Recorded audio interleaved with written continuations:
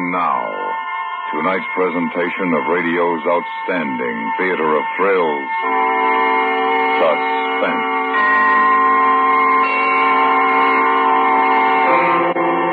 Tonight, we bring you a story of a murder and the body that couldn't be found. We call it The Lonely Heart. So now, starring Ben Wright, here is tonight's suspense play, The Lonely Heart.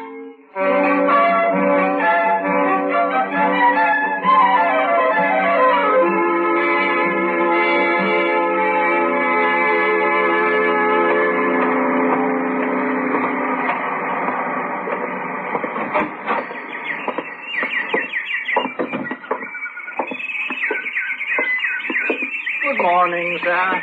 I shan't be a moment. Poor dear. You'll be happier alone. So sorry to keep you waiting, sir. Quite all right. Oh, terribly sad case that in the cage. Rather an odd hybrid. Canary and citral. Wasn't at all happy with the others, not at all. Such hybrids are so often sterile. Tragic. Yes. How may I serve you, sir? A canary, of course. Such lovely friends they make, don't you think? Mr. Leach? Yes? Chief Inspector Finchley, Scotland Yard. Oh, my. I wonder if I may ask you a few questions, Mr. Leach. They concern your wife. We'd like to know what you did with her body.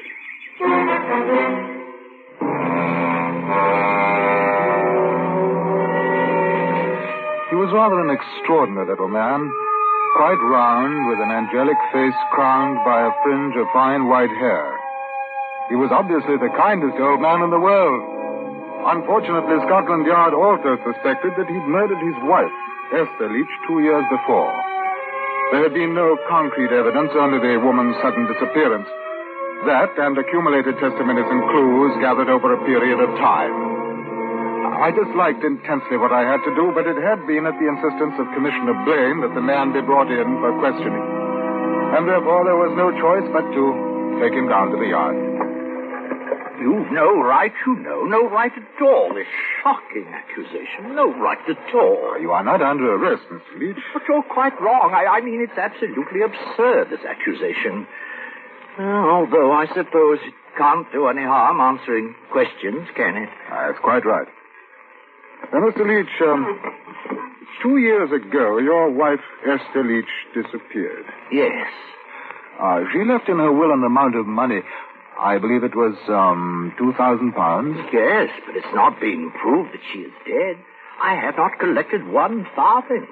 You were aware of the terms of the will? Of course, as she was aware of the terms of mine. Uh-huh. Where did you meet your wife? Through a club, as it were. Souls in Distress. They advertise, you know, but are perfectly respectable. Oh, I'm sure of it.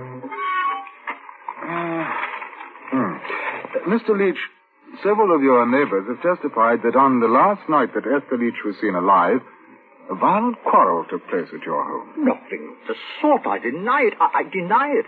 A lover's quarrel, perhaps, but violent. Oh, no.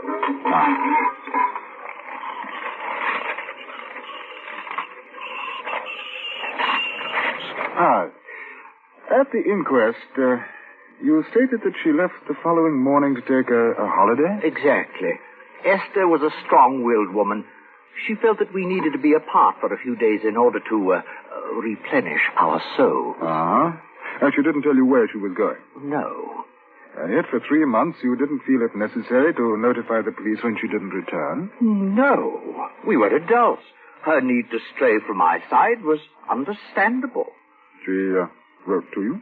From time to time. Oh, you have those letters, of course. They were penny postcards, and I destroyed them. When I realized she deserted me, I had no wish to commune with the past. Where were the cards posted from? Oh, a great many places. Esther was a wanderer. Oh, Plymouth, Torquay, Bournemouth. Oh, great many places. She never gave an address. Your nephew, Richard Cade, stated that following your wife's departure, you showed little interest in her whereabouts and still less after the inquiry. Esther's nephew knows nothing whatsoever about anything. I'm sure Esther is alive and well, happier without me. I see. Now, tell me, Mr. Leach, Did your wife own your shop and the flat above before your marriage? We were a partnership. Before you married? She owned it. Yeah. Well, I think that will be all for the present, unless you have anything to add. Nothing, Inspector. Nothing at all, except, well, that I am shocked to think that you suspect me of doing an injury to my wife. Good morning, sir.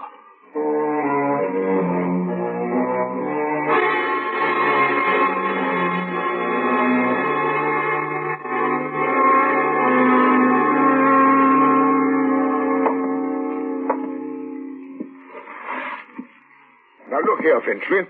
I took Adamsel off the case because he wasn't making progress.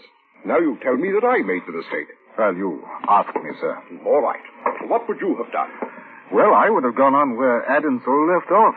Kept a watch on Leach, but not let him know that we suspected him. Blast it, man. We've got to do something. If the man's a murderer, he's been laughing at us for 2 years. Well, I'll do what I can, Commissioner. I want the body found. That's what I want. And I want Leach. Well, if he's our man, sir, you'll get him. What do you mean, if he's our man? Well, as I told you, sir, he didn't admit to the charge, so until I can obtain the necessary proof, there's always a slight chance that he did not kill his wife. Nonsense, the man's guilty. You want me to arrest him? Oh, you know we can't do that. Insufficient evidence. Exactly, sir. I'm sorry. You're right. I'm not myself today. Liverish. Oh, I know, sir. I feel just about the same. I had bloaters for breakfast.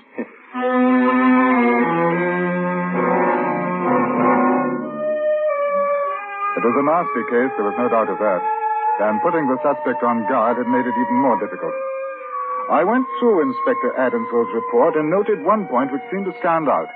The nephew, Richard Cade, had been very insistent in his belief that his aunt had no intention of going away, and it was most unlike her to do so. I decided to pay a call on the gentleman. He owned a garage in the Old Kent Road.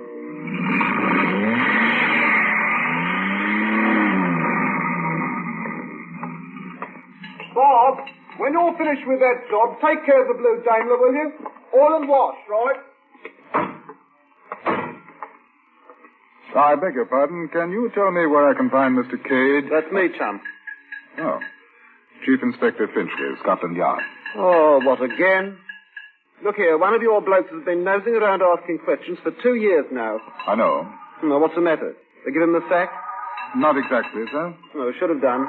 Don't notice my auntie's turned up. Now, that's why I'm here, Mr. Cade. You suggested that it was doubtful that Mrs. Leach would have taken a trip under any circumstance. That's what I kept telling them. Of course, they didn't listen. Now, why do you say that? Look, I knew Auntie before she married that artful swine Leach. She wouldn't take a step out of London. Said she was born here and would die here. Well, she might have changed her mind. Oh, not Auntie. Not her. Stubborn old bleeder Auntie was. Was, Mr. Cade? Well, what do you think? Oh, come on. You know as well as me that Mr. Stanley Leach did her in. Him and that girl it is. Have you seen her? Works in toys at Selfridge's. Oh, really? Oh, you've got a surprise coming, you have. Ada Willis. Ada's quite a piece of goods. Of course, I don't know as I blame him. Auntie did have a face like a suet pudding. Still, it's no reason to murder her. Well, that's going a bit far, isn't it? A bit, Mr. Cade, yes. Well, I'm sorry to have taken up your time. All right. Hope you do better than the other one. I'd like to know that poor old Auntie's not floating about. It doesn't seem right somehow. Your anxiety does you credit, Mr. Cade. Well, I'll let you know what happens. Thank you so much.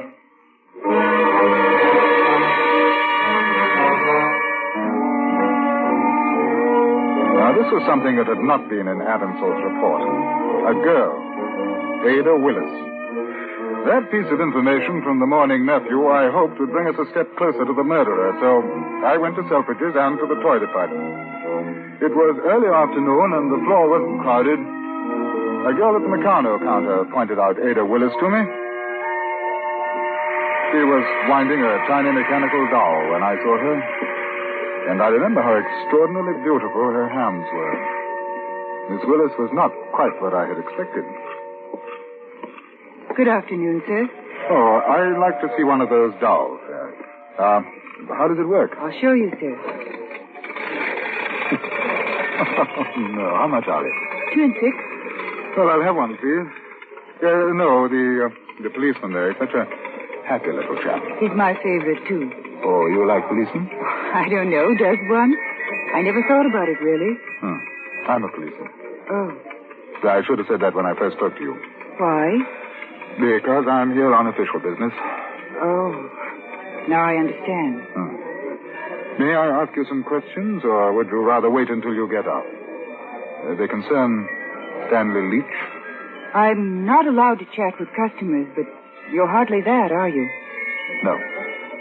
My name is Finchley. Chief Inspector Finchley. I know. Stanley phoned me. Oh, did he? He said you might find out about me and wanted to warn me. Do you know why? Yes. You think he murdered his wife? Oh, he told you about that? Oh, yes, some time ago. And I expect you believe that I had something to do with it, too. Did you? No. Is Mr. Leach planning to marry you? Yes. May and December. Rather funny, isn't it? Are you going to marry him? If I have to? If you have to? Yes. Unless I can find out what I want before that happens. Well, I'm not sure that I follow you. You suspect that Stanley killed his wife. Well, I know that he did, and I'll marry him if I have to prove it. What makes you so certain about Leach? Because if she'd gone away, as he said she did, she would have written to me. Is that all? And she would have come back. Nothing could have made her stay away. How do you know? I'm afraid I can't tell you. Don't you know that if this is to lead to an arrest, I'll have to find out? I suppose so. But at the moment, I can do more than you can. Even if you have to marry him? Even that.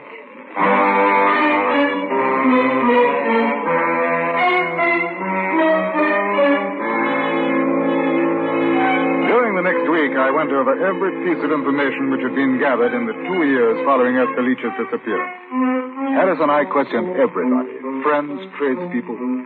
The answers were uniformly similar. They all said, or didn't say, the same thing. Each one suspected, swore, and made direct accusation, but not one could offer a shred of proof. Well, I finally came to the next-door neighbor, who claimed to have heard sounds of a violent quarrel between the Leaches.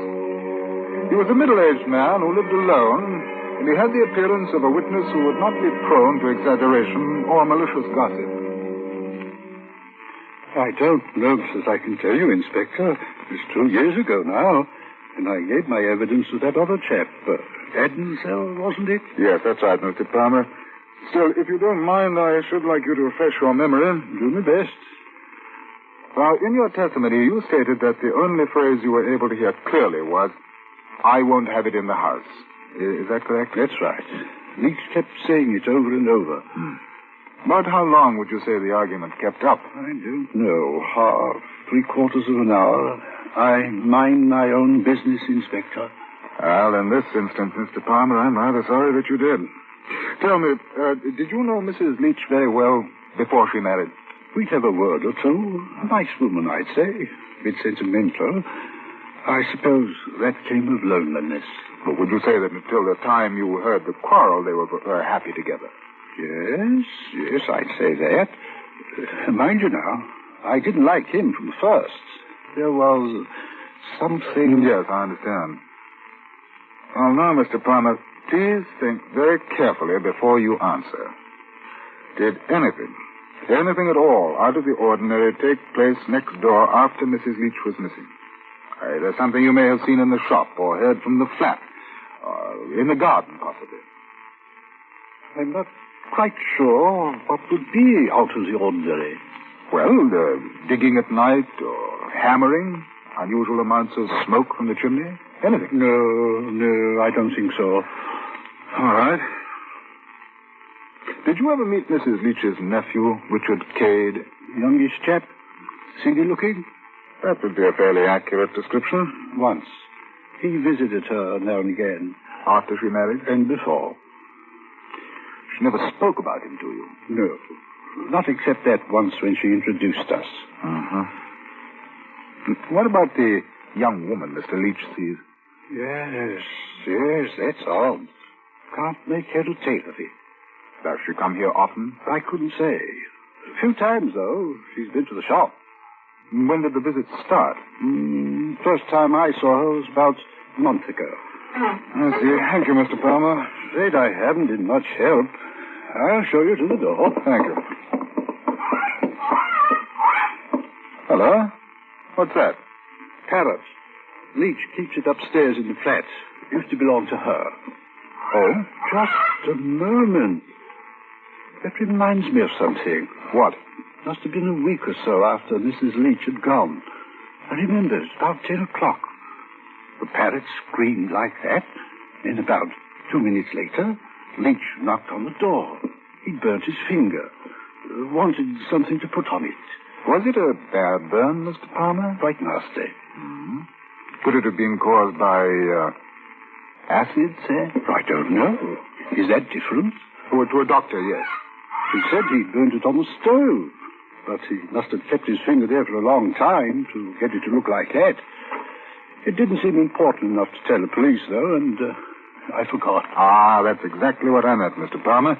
Thank you very much indeed. At Scotland Yard, we're in possession of several known facts concerning murder in the British Isles. We know, for instance, that approximately 140 murders will take place during a year, and some 35 of these will occur in London. We also know that a great number of these crimes will be solved within hours. Others, of course, take longer according to the difficulties encountered by the scientific laboratories. In this case, however, we were faced with the problem of few, if any, physical clues. The missing body is an outstanding example. But this fact, too, with the knowledge we now had, worked to an advantage. In Britain, the murderer's chief disadvantage lies in getting rid of the body. In the confines of this island, it poses a tremendous problem. Now, with this in mind, I assigned Harris a task which I hoped would, in a few hours, lead us to the body of Mrs. Stanley Leach. For I knew now, without a doubt, that she was dead. Then I obtained the home address of Miss Ada Willis and went there.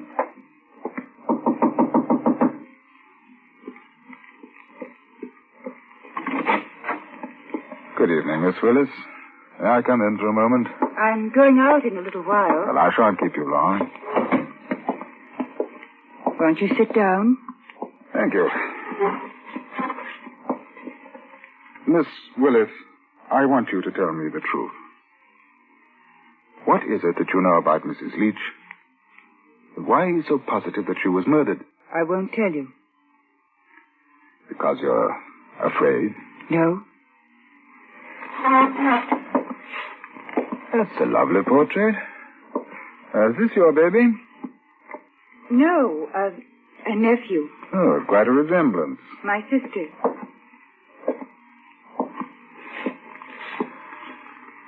You haven't got a sister. Nor a brother. You're unmarried.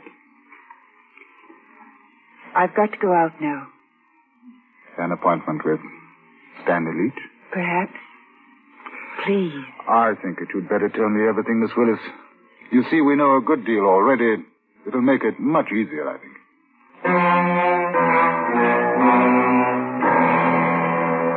Although the information I received from Ada Willis was nearly enough, I made no arrest that evening.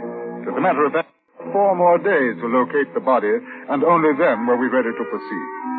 With the evidence at hand, I called the principal witnesses and the murderer to the yard. Now, this was not done for the sake of a dramatic accusation, but rather with the hope that, confronted by absolute proof, the killer would make a confession, thereby saving the Crown a considerable amount of money. Ready, sir? All right, Harris, bring him in. Come in, please.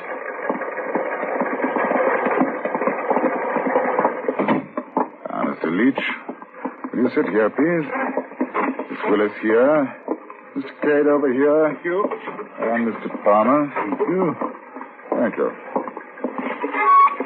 Now, to begin with, Mr. Leach, we know that your wife is dead. Oh, my. Due to the circumstances surrounding her disappearance, certain accusations have been leveled against you. I know. Unkind, terrible accusation. Mr. Cade, you stated that your aunt would never have taken a trip away from London. Right. Auntie hated to travel. Never did. Oh, but you're mistaken. She did go. Very well. Mr. Palmer, You testified that you had a quarrel, that the words were not distinguishable except for one phrase. I won't have it in the house. That's what he said over and over again. Mr. Leach, would you care to tell me what it referred to? I don't quite remember, but... Could it have been a baby? A baby that Mrs. Leach was planning to adopt? Oh, good heavens, no. Miss Willis, you said that had Mrs. Leach gone away, she would have written and most certainly returned. Yes. I had a baby 3 years ago. It was sent to an orphanage. Mrs. Leach was going to adopt it since I couldn't take him back myself. Ada, you didn't tell me. Go on, Miss Willis. I was working at Selfridge's. Mrs. Leach shopped there quite often. We became friendly. I told her about the baby. She never had one of her own. After she married Mr. Leach, she decided to adopt mine. Did you tell him about the idea? No, not until she made arrangements at the orphanage. That's when she told him the night before... The night before your wife took her trip, Mr. Leach. All right. That's why we quarreled. I admit that. But she said she was going away to give me time to think things over. Mr. Palmer, you said that a week later Mr. Leach came over one evening and asked for help. He had a burn on his finger. Yes, it was an acid burn, Mr. Leach, wasn't it? No. I burnt it on the stove. Really? Well, that brings us to the unfortunate woman's body. Sergeant Harris, would you ask Mr. Heath to come in, please? Mr. Heath, please.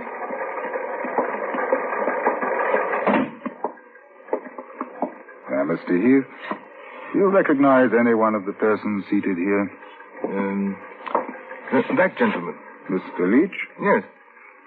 Will you tell what you know, please? Near as I remember, about a year and 10 months ago, he asked me if I'd be interested in buying something for the studio. You had done business with him before? Oh, yes. When he was in the taxidermist business, we used to purchase animals and such like. Oh, your studio is a film company. Yeah, that's right. I'm in property department. Yeah, go on. Well, Mr. Leach said he'd acquired a nice skeleton specimen. Oh, and, oh no! Just a minute, Mr. Kane. That's all right, Harris. Let him go.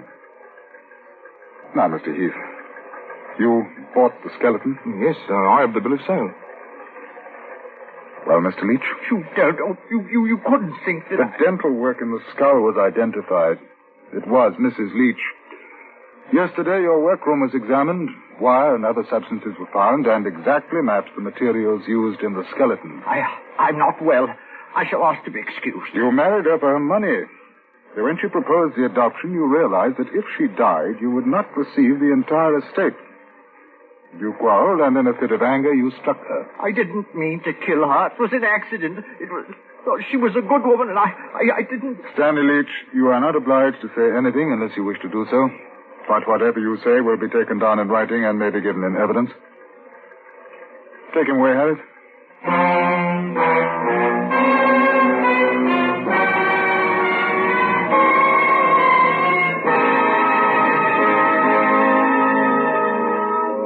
Our discovery of the skeleton involved a city-wide search, and had been based on the knowledge we possessed of Stanley Leach's background.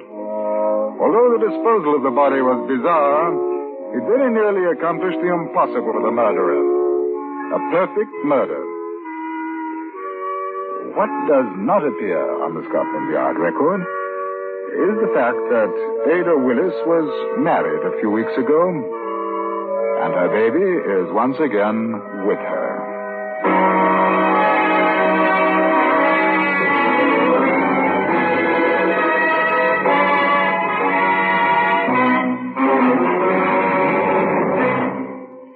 Suspense, in which Ben Wright starred in tonight's presentation of The Lonely Heart.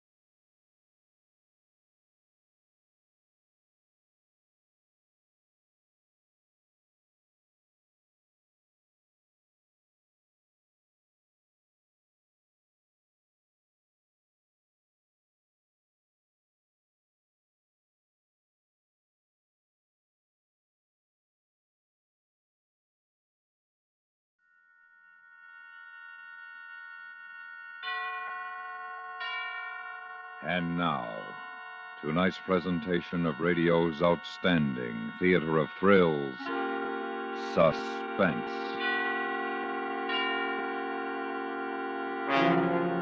Tonight, we bring you a transcribed story of a woman who finds a letter warning of death and has only 3 hours to deliver it. We call it The Death Parade. So now, starring Paula Winslow, here is tonight's suspense play, The Death Parade.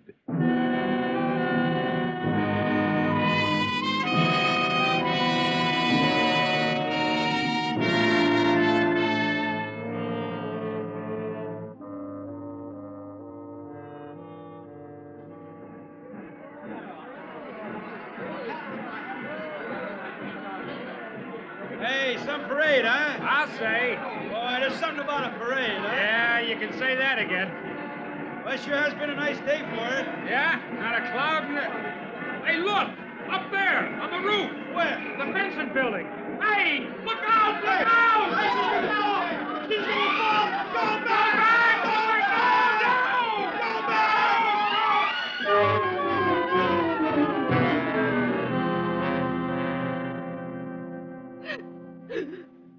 All right now, Miss Johnson, let's try and talk about this, huh? Now, this girl fell or was pushed off a roof this morning, and you say you were the only other person there at the time? Well, I was. I told you. Oh, what do you mean, push? You mean you think that I... Oh, how can you? I know you're upset, but will you just take it easy and try to answer the... Upset? I'm nearly out of my mind. I don't see how you can expect me to tell you anything. First you accuse me, and now you... Oh, how can you policemen be so unfeeling? All I was trying to do was... Oh, it's freezing in here. You've no right to... Miss Johnson. Try some of this coffee. It'll make you feel better. Now, you've told us you know something about this accident, something more than we already know. Yes, I do, Lieutenant. I mean, it never would have happened. Don't you see? Sure. Now, come on, drink this. This will help you.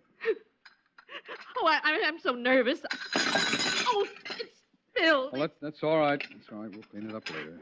Well, that's how it started. You see? That's how it started this morning. Just like that. The coffee. That poor girl wouldn't have died if the coffee hadn't spilled. That's just how it started.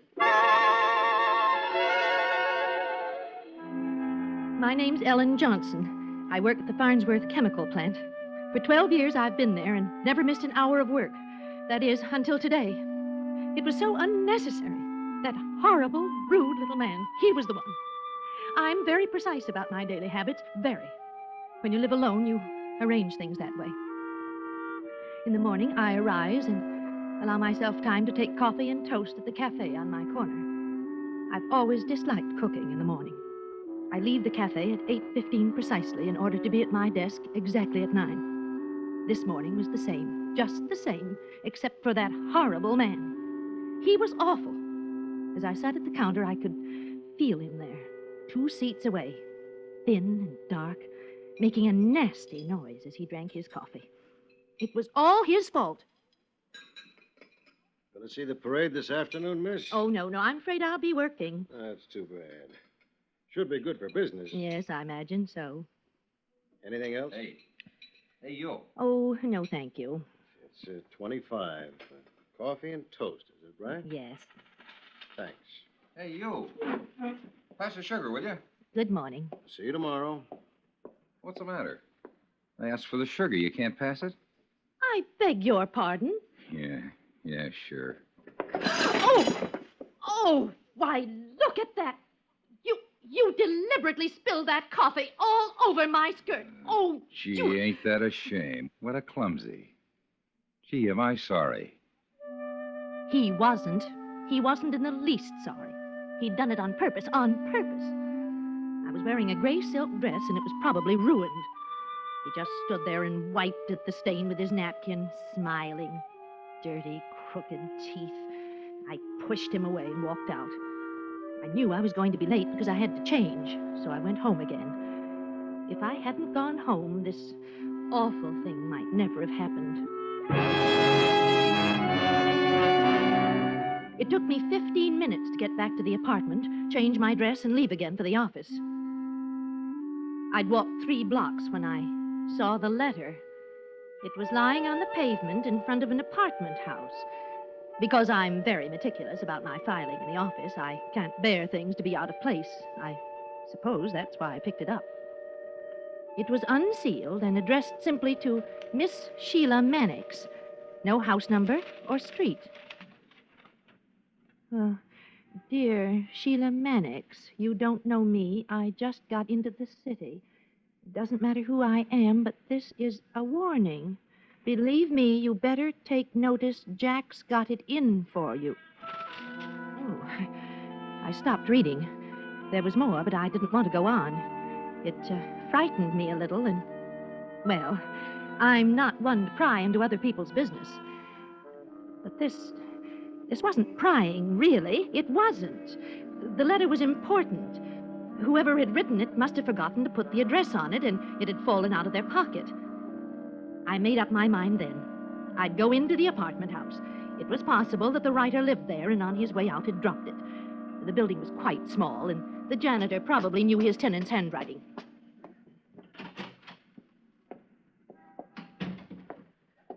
Let me see. Janitor.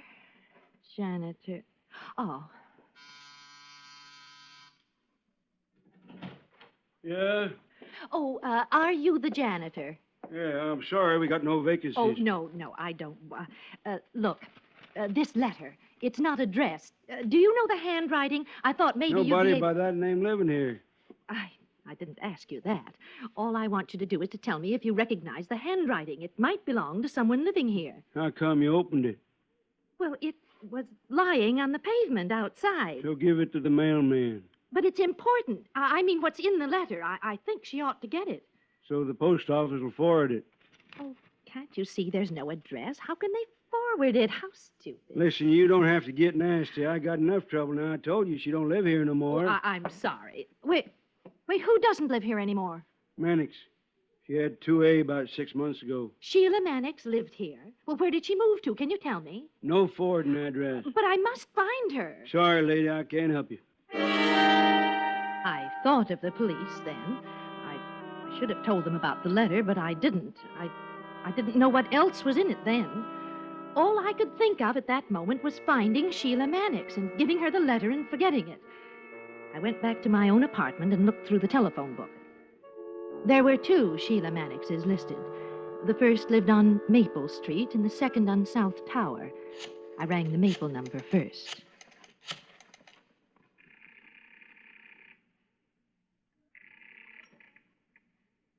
Hello? Oh, hello. Is this Miss Sheila Mannix speaking? Mrs. Sheila Mannix? Who's this? Well, my name is Ellen Johnson, and I found a letter this morning addressed to a Sheila Mannix. I thought it was important, and I wanted to make sure it got to the right party. Well, who's it from? Well, that's it. You see, I don't know. Have you opened it? Well, yes, but I only read a few lines. Oh. Do you know someone named Jack? Jack? Well, yes, I do have a nephew. Oh, then well, perhaps... but he's in Colorado, though. It seems to be some sort of a warning. Warning? I'm afraid I don't understand. The letter says that Jack has got it in for you. It's a warning. Well, I'm afraid the letter isn't for me because, you see, my Jack is only 10 years old. Oh, well, I'm sorry to have troubled you. Oh, it's all right. Bye. As I hung up, I realized that the Sheila Mannix I was looking for might not even have a telephone. She might not even be living in the city any longer. I looked at my watch. 9 o'clock. There was my job, but the second Sheila Mannix listed in the directory lived on South Tower. I dialed the number, then got the letter out of my purse and read it. This time I read all of it. Dear Sheila Mannix, don't know me. I just got into the city. Who I am. So, warning. Believe me, you better take notice. Jack's got it in for you. He was drunk one night, told me about it. Somebody you knew pretty well died last year. He didn't fall off that building. He was pushed, and Jack did it. He said he was going to get you, too. Oh, dear. I would have told the police, but they'd start to get nosy about me. Jack's on his way here, and from the way he talks, he'd better not find you around. He talked crazy about a parade. The corner of Main and Thomas at 12 o'clock. That's when he's going to do it. A friend. I sat there, holding a piece of paper that carried a death warning for a woman I'd never seen. And I knew where and when she was going to be killed.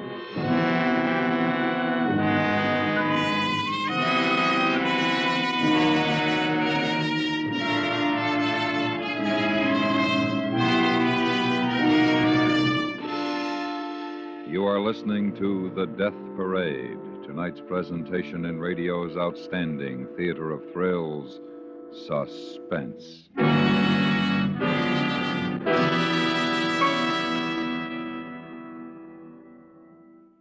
You can't blame a man for being ambitious, but when the man is a blackmailer and he gets overambitious to collect from a client, you can't blame the client for trying to break off the unhealthy business arrangement. Tomorrow night on CBS Radio's FBI in Peace and War, hear the details of The Fall Guy. It's the story of a guy who made too much of a good thing out of a good thing until G-Men got wind of the way he did it. Remember, every Wednesday night over most of these same stations, hear the FBI in Peace and War. And now we bring back to our Hollywood soundstage Miss Paula Winslow, starring in tonight's production, The Death Parade, a tale well calculated to keep you in suspense.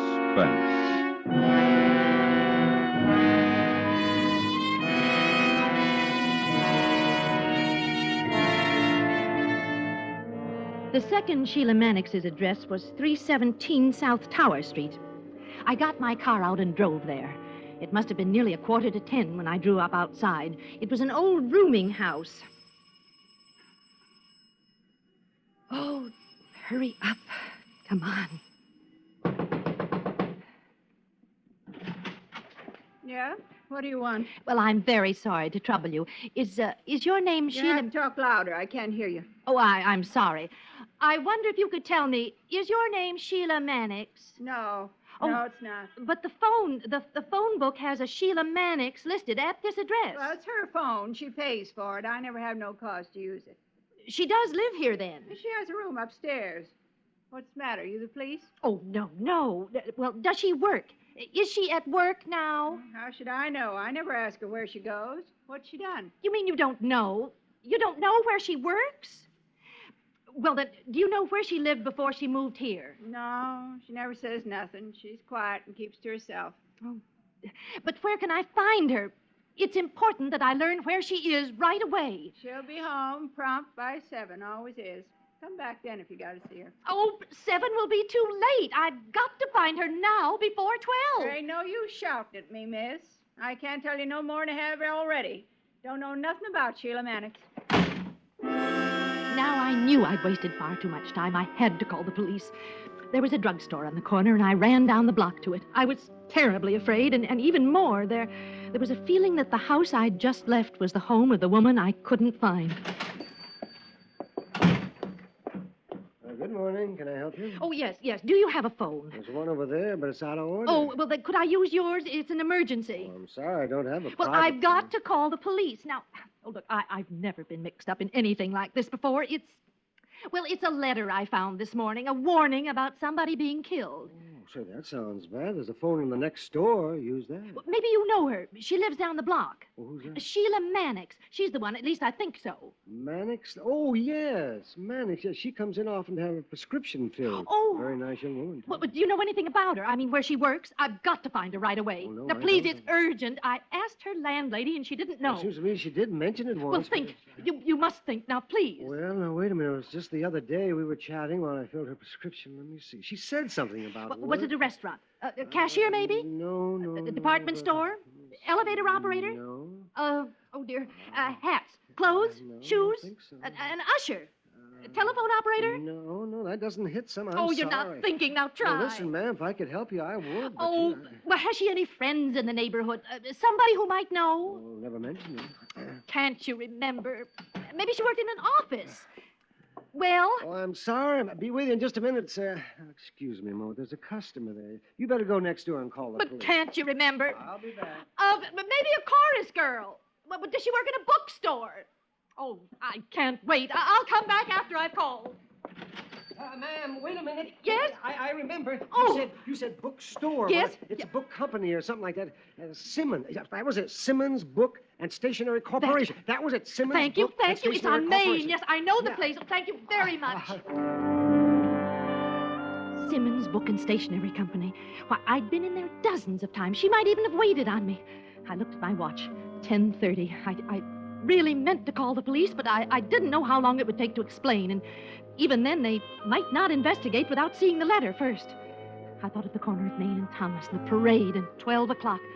An hour and a half. I ran to my car. I knew that once I found Sheila Mannix and gave her the warning, she'd be safe. There was a lot of traffic. It took me nearly half an hour to get to the Simmons Book and Stationery Company. The clock outside showed 4 minutes to 11. Good morning. May I help you? Oh, yes, please. I'd like to speak to Miss Mannix, Miss Sheila Mannix. I understand that she works here. I'm very sorry, ma'am, but Miss Mannix had an appointment. She's not here? Well, I'm sorry, but... But where did she go? I think to the doctor. Well, what doctor? Where? Now, when did she leave? Now, if you'll wait here, I'll find out for you. I could have cried. And that silly, precious little salesman, he took forever. How long does it take to get an address? I started to walk to the back of the store when he came down the aisle toward me. I'm sorry to have taken so long. A customer on the phone, you know. It's all right. I don't care. Just give me that doctor's address. Why, yes, I have it right here. Dr. Morton, 101 Flower. 101 Flower, Dr. Morton. When did she leave? Oh, I forgot to ask. Oh, no. I'm going there now. Now, look, listen. Yes? If she comes back, if I miss her, you tell her to stay right here. Yes. You understand? That don't let her leave the store again until I come back. No. Don't let her leave. It's a matter of life and death. Oh, well, all right. Is something wrong? Something wrong. I ran to the telephone booth. I knew I'd done as much as I could alone to save that poor girl. Police Department, Sergeant Leonard. Police. Now listen. Please listen carefully. There's a murder going to be committed at 12 o'clock. Who is it? Oh, what does it matter? My name's Ellen Johnson. Please, I found a letter in the street this morning. It was to a woman called Mannix, a Sheila Mannix.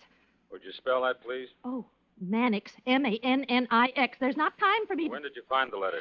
I told you this morning. What difference does it make? Oh, it was 9, I think. Well, why didn't you call earlier? Well, I didn't. I tried to find her myself. I think I know where she is now. Have you got the letter with you? But yes. Would you read it, please? Oh, there isn't time. You've got to send some men here. It's a warning. Somebody called Jack is going to kill her at 12 o'clock on the corner of Main and Thomas. There's a parade going on then. Now, what does this woman look like? Can you give us a description? No. I've never seen her. I don't even know her. You say you think you know where she is? Yes, at a Dr. Morton, 101 Flower Street. Where are you calling from? Simmons Book and Stationery Store. She works here. Well, will you get a description of the woman, please? I'll wait. Yes, of course, but don't hang up. I found the young man again, and he told me what Sheila Mannix looked like. I got back to the phone and told the officer. Short, about 5'2", thin, possibly 90 pounds, wearing a brown coat with a brown shoulder strap bag. We'll try to find her, Miss Johnson. Now, please stay there. I'll have an officer come to the store to pick up the letter. I put the receiver on the hook and sat in the booth. I was shaking. My hands were wet. It was 11:20. Somewhere outside, I heard a band playing. The parade must have started. I stayed in the shop, and the minutes passed. 11:30, 25 to 12. At 20 minutes to, I just couldn't stand it any longer. The waiting, the awful waiting. I had to do something. I called Sheila Mannix's house again. There was just that chance, that slight chance. Maybe she went home after the doctor. Maybe she's there. Oh, 2 more. No, 3. Let it go 3 more. Oh, be there. You must. Hello? Oh, Miss Mannix. Who is this? Miss Mannix. You'll never know. Oh, listen. You don't know me. You have to speak louder. I can't hear a thing you're saying. Who is this? Miss Mannix? No, Miss Mannix isn't here. This is the landlady. I'm cleaning up. Is there a message? I couldn't stay in that store any longer. I gave the letter to the salesman and told him to give it to the police when they arrived. It was 11:45. Main Street was alive with people. It seemed as though the whole city had turned out to watch the parade. To me, it was the same parade of last year and all the years before. But today there was a difference. The floats and the bright carriages meant nothing to me. I pushed my way along the street toward the intersection of Main and Thomas. I couldn't have stayed away if it were my own life depending on it. The crowd was so thick that it was impossible to see anything from the street, and I had to see. Then I thought of the Benson building and the roof. If I was up on the roof, I could see everything that happened on that corner. It was 11:55 when I got in the elevator and took it up to the 19th floor. I had to walk to the roof, and I could scarcely breathe as I opened the door and stepped out into the bright sun. Instinctively, I knew that this was the building. The same building that the man in the letter had been pushed from last year. For a minute, I didn't see anyone, and then, at the corner, standing near the edge, looking down, I saw her. A short woman, quite thin, dressed in a brown coat and a shoulder-strap bag. Oh, Miss Mannix. You are Miss Mannix, aren't you? I've been looking for you. It's about a man called Jack. He's looking. Oh, it's all right now. It's all right. Please, don't be frightened. Don't move back. Don't. The edge. Don't. Oh, what's the matter? Look, get away from there. Oh, no. No, you. Ow!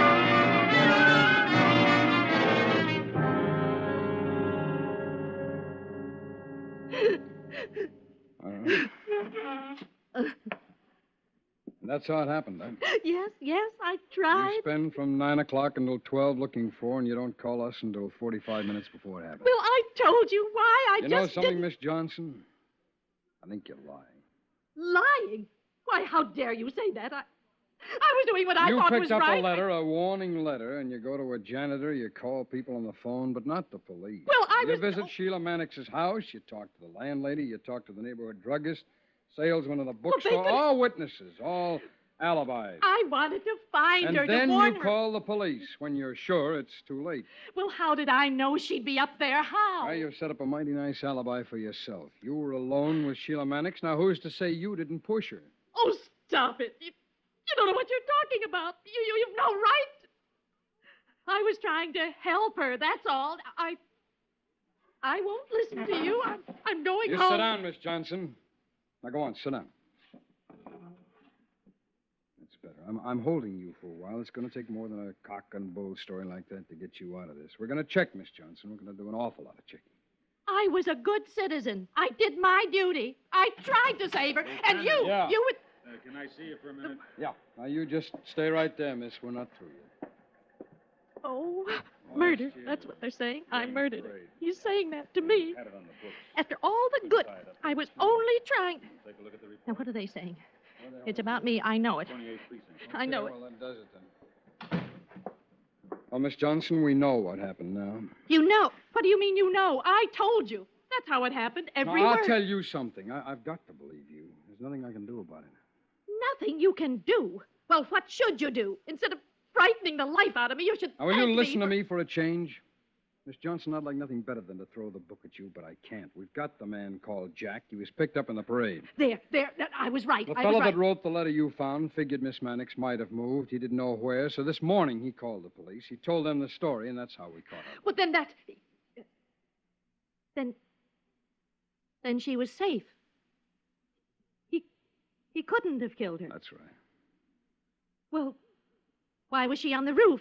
Why did she go there? She wasn't in any danger then, was she? Oh, yes, she was. From you, because you found her and frightened her to death. I was only telling her that there was nothing to be afraid of. Oh, sure, that's all. You know she was standing in the same place where her boyfriend was killed a year ago. And then you come along and mention the name of the man that she knew killed him. Now maybe you know why she was afraid and backed away from you. You didn't do a thing.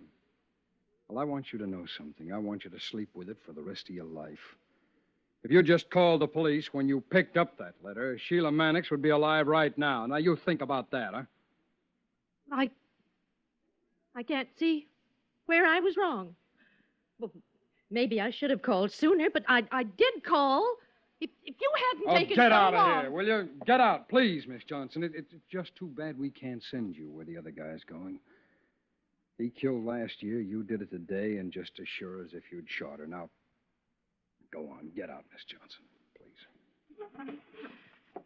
Well, it's all right, Lieutenant. I understand. I can see why you're upset, and I am sorry. I was only doing what I thought right. That's all. It wasn't my fault. It wasn't. If they'd got there sooner, it never would have happened. I've nothing to reproach myself about. Nothing. Oh, dear, I'm so upset. Whole day's work. My gray silk dress ruined. They'll never be able to get that coffee stain out.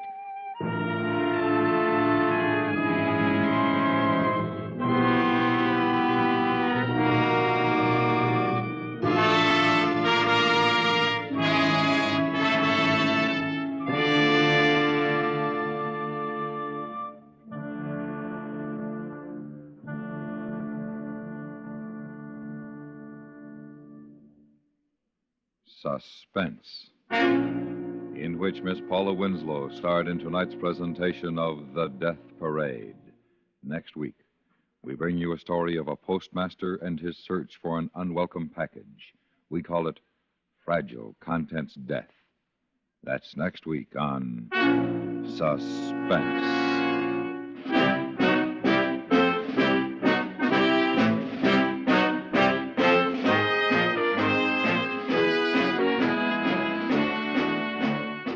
Suspense is transcribed in Hollywood by Anthony Ellis. Tonight's story was written by Shirley Gordon. The music was composed by Rene Garrigan and conducted by Wilbur Hatch. Featured in the cast were Stacey Harris, Jack Crucian, Frank Gerstle, Clayton Post, George Walsh, Virginia Eiler, Howard McNear, Helen Klebe, and Jack Carroll. Leave it to enterprising Americans to make a good thing of the Ground Observer Corps. Many a boy has met many a girl on the skyline parapets of the ground observers, indicating that a 2-hour tour of voluntary duty doesn't require the eyes to be aloft every minute of the time.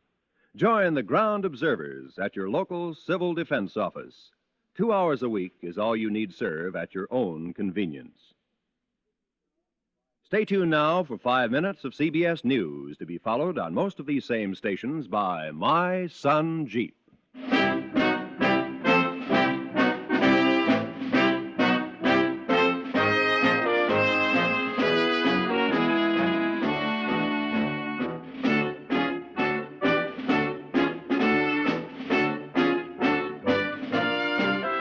America listens most to the CBS Radio Network.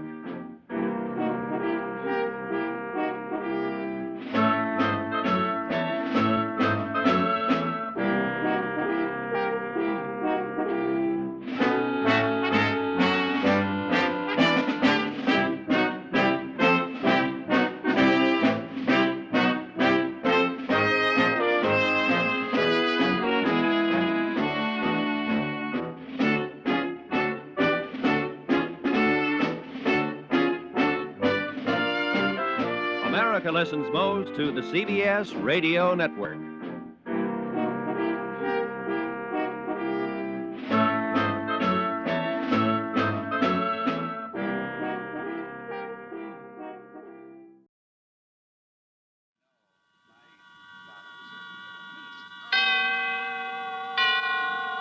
And now, tonight's presentation of radio's outstanding theater of thrills, Suspense.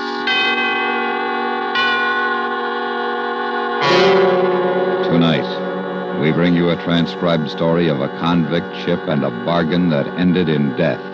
We call it A Sleeping Draught. So now, starring Ben Wright with Abraham Sofair, here is tonight's suspense play, A Sleeping Draught.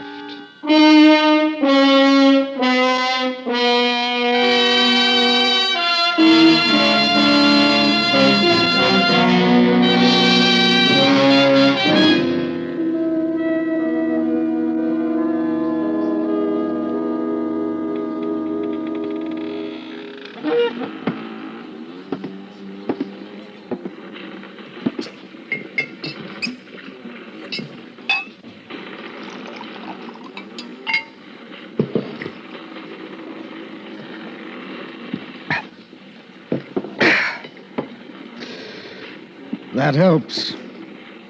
But it's like I say, you can't forget. You can never forget. It's at night that you think about it, with the water outside rushing past the hull. That's when you think that it can never be the same. You can't trust anybody. Never. Not a soul. I can tell you. You just can't trust them. Not even yourself.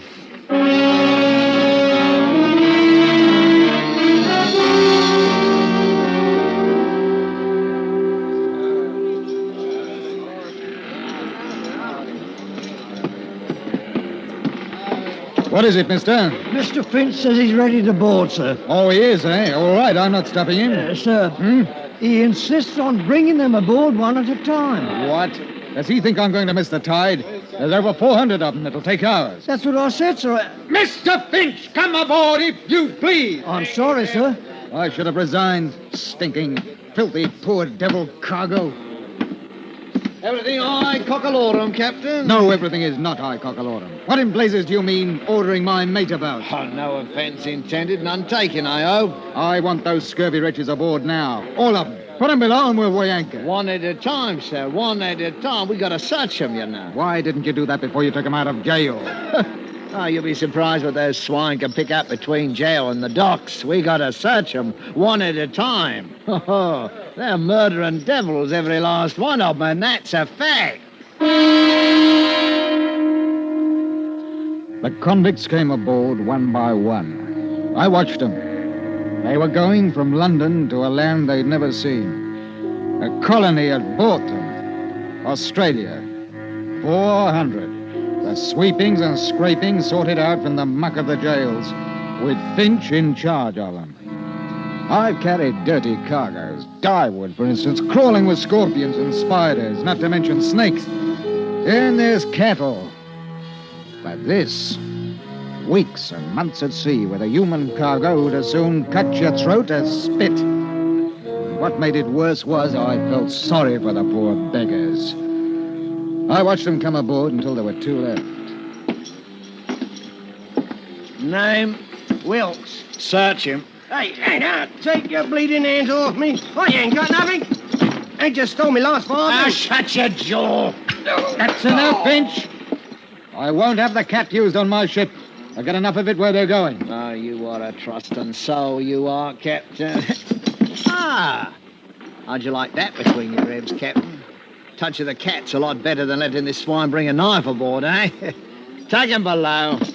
I don't know how they do it. Help me, I don't know. You got to watch him for them, no? Next! Right. Oh, here's a terror. Look at the size of him, eh? Dangerous swine. 3 murders in Australia. Escaped. He's in for it when he gets back. Name? Abbey. Jonathan Abbey. Abbey. Well, a gentleman in chains. I am sorry, your worship. Forgive us for daring to lay hands on your highness. I'm sure as how you've been wrongly accused. That's enough, Finch. Search him, take him below. I want Mr. Jonathan Abbey shackled. He's a prize, he is. We mustn't let anything happen to him.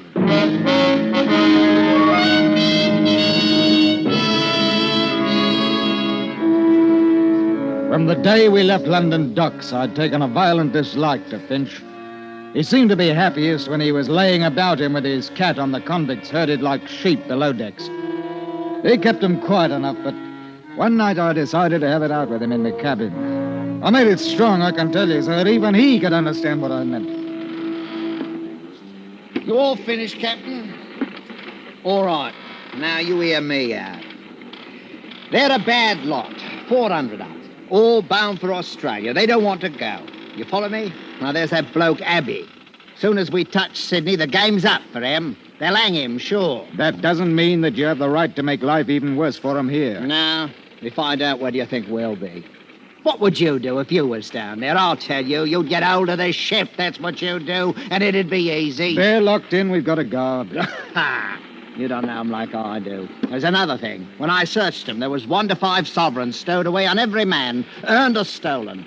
That'll come to over £1,000 by my figures. They're entitled to that money. It's little enough to take to a wild country. It's truth. But there's them down there what'd slit the gullet of any man for a shilling. And you asked me to be dainty with them. Ha! That's the way he talked to me. And I can tell you that I didn't feel easy anymore. I did something I hadn't done for a long time. I broke out 2 pistols from ship's stores and kept them under my pillow.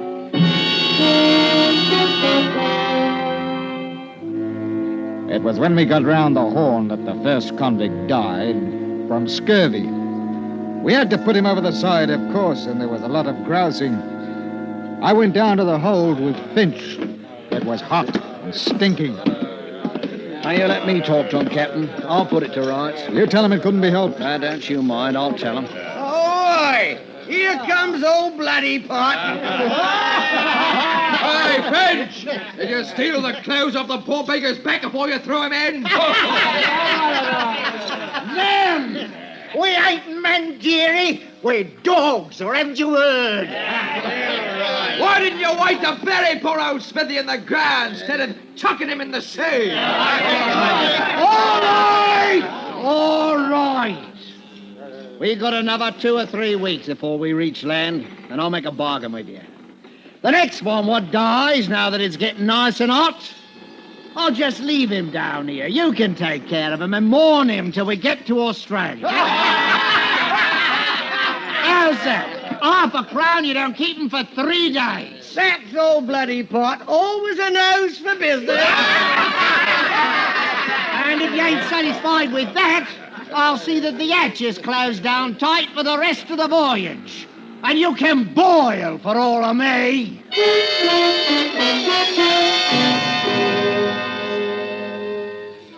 That seemed to settle it for a time. I began to see that in spite of Finch's hardness with him, the prisoners knew he was master and behaved themselves. That is, most of them did. But there were others. And that's what began the trouble. We were 2 days out of the Cook Islands when it happened. Yes? Captain, there's a man on deck. We brought him up from below. It's horrible. What happened? One of the convicts, sir. Oh? Fight? Yes, sir.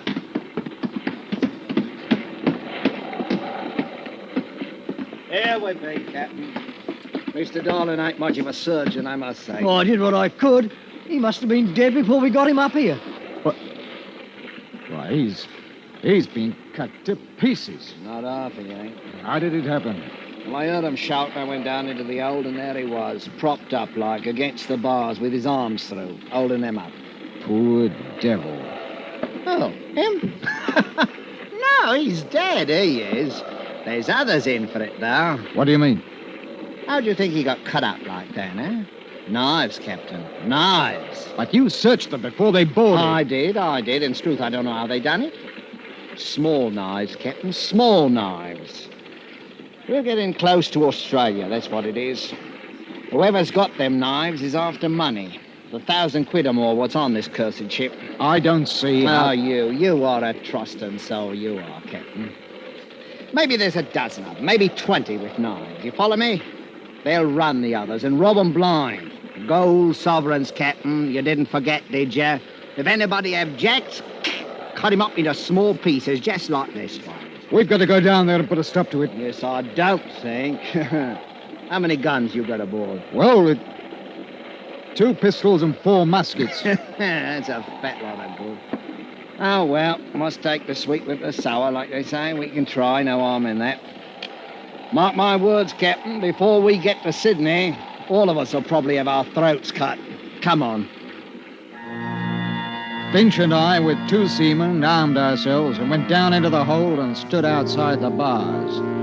The men inside were quiet, very quiet. They just looked at us, dark-like. You man! I'll talk to him. Now listen to me. We know some of you are carrying knives. I want you to throw them out here. Nothing further will be said about it if you do as I say. Well? Captain, my porridge wasn't hot enough this morning. And please, sir, can I have sugar in it tomorrow? That ain't the way to talk to this scum. The captain's a gentleman. I'm not. You know me, don't you? We know you all right. You, Abby. You listen to me. I'm giving you till tomorrow morning to throw them knives out here. Till morning. If every blasted one ain't out of your dirty hands, I'm going to have you flogged. Every ruddy one of you. 50 lashes. Do you hear me, Mr. Abbey? I'll think about it. Till morning and then 50 lashes. You think about that, Mr. Abbey.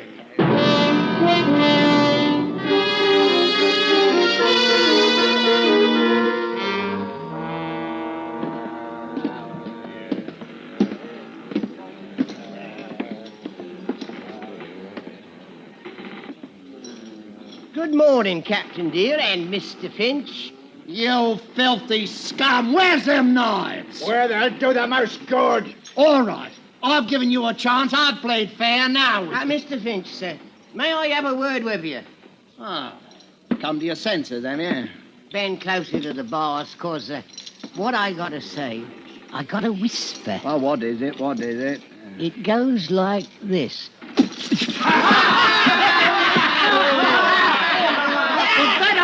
Hundred lashes, Wilkes.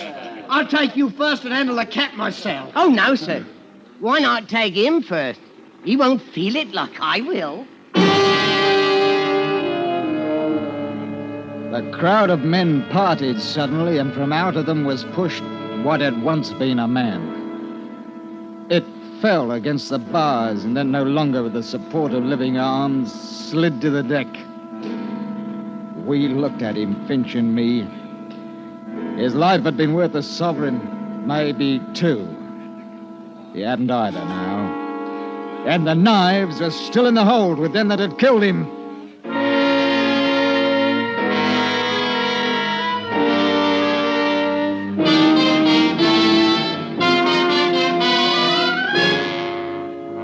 You are listening to A Sleeping Draught, tonight's presentation on radio's outstanding theater of thrills, Suspense.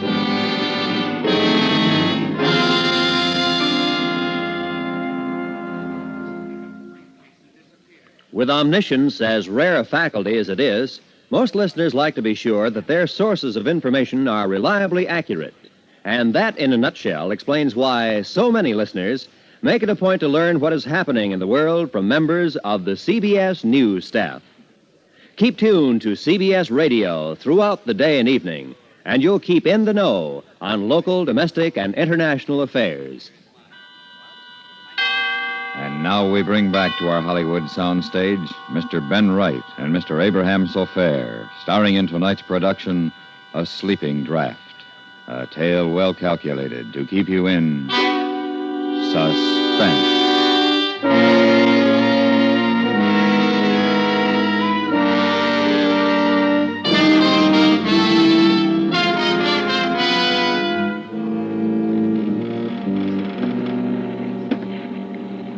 Sees it.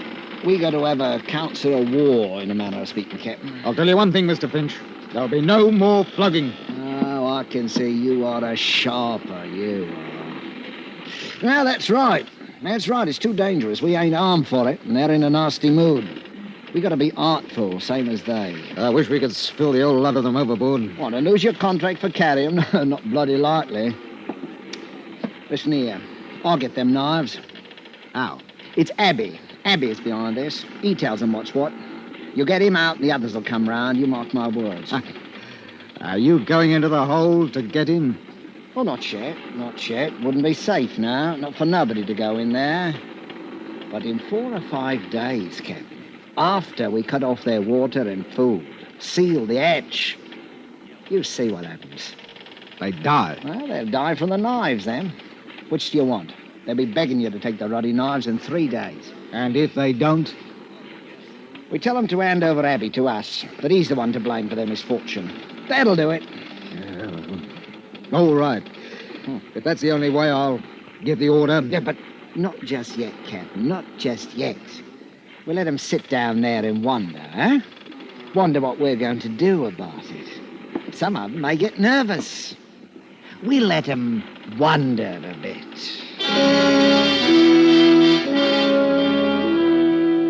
I didn't see Finch the rest of the day. The barometer had fallen suddenly, and with it came a storm. I can tell you I had my hands full for the next 24 hours. There was no time to worry about what was going on in the hold of the ship, but I didn't think they'd have much stomach for knifing each other and killing. Next morning at breakfast, Finch didn't turn up. He didn't turn up at all. We searched the whole ship. And then I went down into the hold, and that's where he was. And he hadn't died quickly. Someone had held him against the bars, and the others had... He hadn't died quickly. Present for you, Captain. Who did this? Who did it? I wouldn't waste sleep mourning him, Captain. He was a bully. No better than us, except that he was outside. Abby, I thought you were shackled. I was, but Mr. Finch kindly supplied the key to unfasten me. Oh, you're going to pay for this. All of you! Where are those knives? In here, Captain. Want to come in and get them? You pay for this! You're repeating yourself, Captain. Good morning. The blasted convict had dismissed me, like I was a clerk in an office. And there wasn't anything I could do about it. With Finch out of the way, they knew I was an easy mark. It was the nights that got on my nerves. I could hear things happening, lots of things, and it was awful. Those devils with the knives, and then each morning we'd have to pull out 6 or a dozen, all cut about and bleeding. Most of them died. And those with the knives were getting money. Money they stole from the victims. I began to be afraid of my crewmen, that one would take a bribe, let that murdering crowd out. I walked around with 2 pistols in my jacket all the time. And then late one afternoon, something very bad happened. I was standing by the wheel. Captain! Captain! Here, bosun. He got out, sir. Got out who? Who? The big one, Abby. 2 of us were standing guard. And we heard a scream. It was Abby. Said he'd been stabbed. Benson opened the grill to get him, and Abby bashed him on the head and bolted. What about the others? I got the grill closed in time. They're safe enough. He must be somewhere on the ship, sir. Unless he went overboard. Not that one. He's up to mischief. Take one of my pistols, mister. Aye, sir. Pass out the muskets. I want every inch of this ship searched. If he puts up a fight, shoot him. Do you hear me? Shoot him!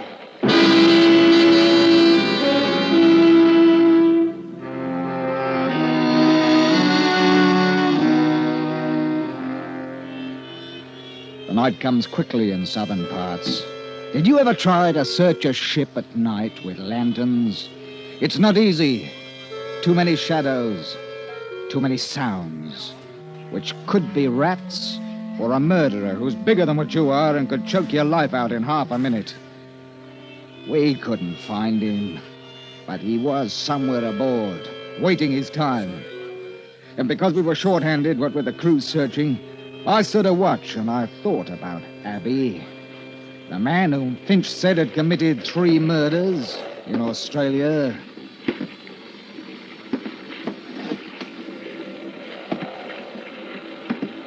Don't turn around, Captain. It's only a little knife, but don't move. What do you want? Talk. I've nothing to say to the likes of you. That may be. But I've an offer to make you. You know what I'm in for when we reach Sydney. Finch told me. I've no pity for you. I'm not asking for pity. I've an offer to make. Huh? The men below are planning to take the ship. I don't think they've got a chance, but they'll be killing. Those that have got the knives have got the money, too. It's £1,200. I'm aware of that, mister. I can get the knives for you. Ah? All I want is a chance to get away before the ship docks. How do I know it isn't a trick? Turn around, Captain. Here, my knife. Will that convince you? You must have a pistol. You can shoot me if you want. What makes you think that you can get the knives away from me? I can. That's all you need to know. I couldn't help you openly, you know that. You were put aboard as a murderer. You're in my charge, and it's my job to turn you over to the police as soon as we arrive. Then? If you could get the knives, though, I might be able to give you a chance to clear out. That's all I want. A chance. All right. I must have a pistol. What? A pistol. You take me for a fool? No, it's the only way to get the knives. Yes, I'll give you this pistol and you shoot me down. Not likely. If I'd wanted to do that, Captain, I'd have cut your throat 2 minutes ago. Yes. But you're a murderer. I know. No, you can't have it. It's either them or your ship, and probably your life. Well? You talk like a gentleman, but suppose you want my pistol so that you can free them. You just have to trust me, as I trust you, to give me a chance to get away. Take it. Here. What about the guards below? They'll shoot. I'll take you down. I'll say I caught you. How do I get out again when I've got the knives? Send word that you want to see me. All right. Captain, I'm trusting you now. I want that chance to get away. We'll talk about that if you get the knives. I'll take you below now and come back tomorrow.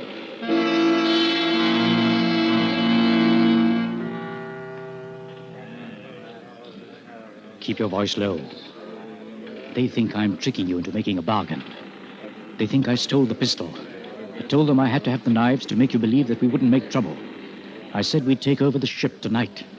What do you want me to do? Leave me the key to the grill. I'll slip out tonight and bring you the knives. They'll want you to let them out, too. I won't. I'll lock it. How do I know you will? You don't. You'll have to trust me, won't you? Yes. Do they know about this plan? All except for the fact that I'm going to lock them in once I'm out.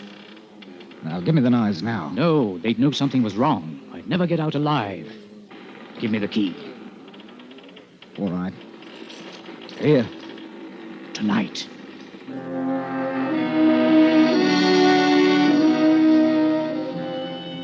I waited. And I can tell you I didn't like it. The wind came up a bit, and I knew that before sunrise we'd be in Sydney. That is, if I could trust a murderer. At 10 o'clock that night, there was a tap on my cabin door. One of your crew nearly caught me coming down here. I've kept my side of the bargain. Oh, you needn't worry. The knives are all there. Here's your pistol. No. You may need it. Oh, thanks. Now, how do I get away? We'll be in port in about 6 hours if the wind holds. You stay aft in the longboat. Mm-hmm. When you hear the anchor go, drop over the side and swim for it. Very well. I'll try to anchor as close to land as possible before I take her in. If I can land without being seen, I've got some friends who'll hide me. Yes, well, I don't want to know about it. Just remember, when the anchor's let go, that's your signal. Thank you, Captain. I trust you. I'd like to shake hands with you. I took the hand of the murderer, and we shook hands like old friends. And then he was gone.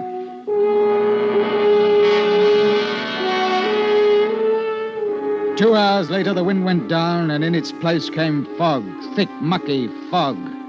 I had me hands full, what with danger from other ships and the blasted current that knocks you about off the harbor entrance. By 3 o'clock, the fog had shut in properly. A blessed tide ran us all over the place. It's proper dangerous, I can tell you. We were about 15 miles offshore. I didn't like the look of things. There's shoals thereabout, and I sent the mate forward to heave the lead. I got a proper start when I heard him sing out, By the deep fall. We got off course right enough, and at this rate, we'd shear the bottom clean off of her. I saw it was high time to bring the ship up and wait until we could see something. Let go the anchor! Let go the anchor! Give her 35 fathoms to the water's edge, bosun! Eyes up! None too soon, sir. She was shoaling fast. That blasted current must be making 5 knots out to sea. Listen to her. She's holding, sir! The anchor! The anchor! Abby! I ran to the longboat. It was empty. He'd heard the signal as the anchor paid out. Couldn't see in the fog and had gone overboard into a 5-knot tide running straight out to sea, 15 miles from shore. He trusted me. That's why I tell you, you shouldn't trust anybody.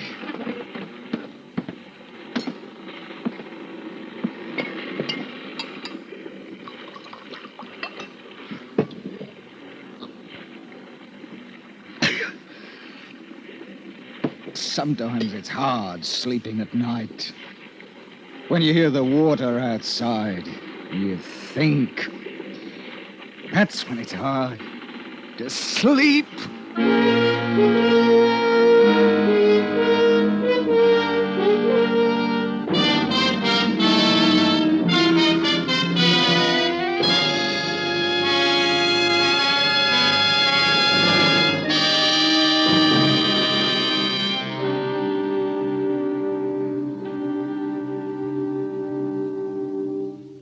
Suspense, in which Mr. Ben Wright starred with Mr. Abraham Sofair in tonight's presentation of A Sleeping Draught.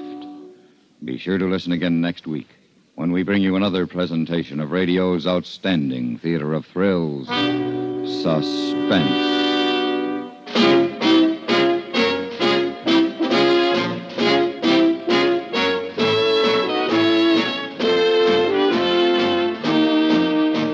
Suspense is transcribed in Hollywood by Anthony Ellis. Tonight's story was written by Weston Martyr and adapted for radio by Mr. Ellis. The music was composed by Rene Garrigank and conducted by Wilbur Hatch. Featured in the cast were Abraham Sofair, Eric Snowden, Hans Conried, Charlie Lung, Stan Jones, and Raymond Lawrence. Got money to burn? Well, neither has Uncle Sam. The nation cannot afford to let precious timber go up in smoke. As an American, you cannot afford to let a carelessly tossed cigarette start a forest fire that may cost millions of dollars and may even cost human life. Help keep our forest lands green and growing. Stay tuned now for 5 minutes of CBS News, to be followed on most of these same stations by My Son Jeep.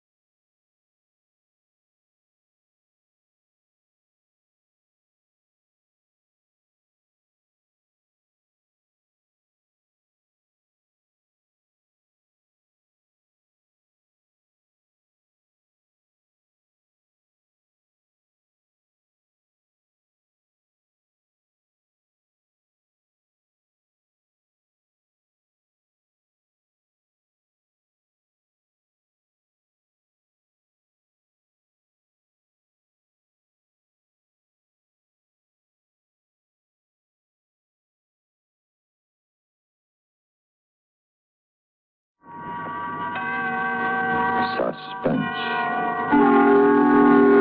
And the producer of radio's outstanding theater of thrills, the master of mystery and adventure, William N. Robeson. We are proud to add to our lengthening list of suspense stars Mr. Bartlett Robinson. Although a newcomer to suspense, Mr. Robinson is a veteran of many years in the theater and motion pictures. Mr. Robinson returns now to his first love, radio, as Dave in A Load of Dynamite, which begins in just a moment. And now,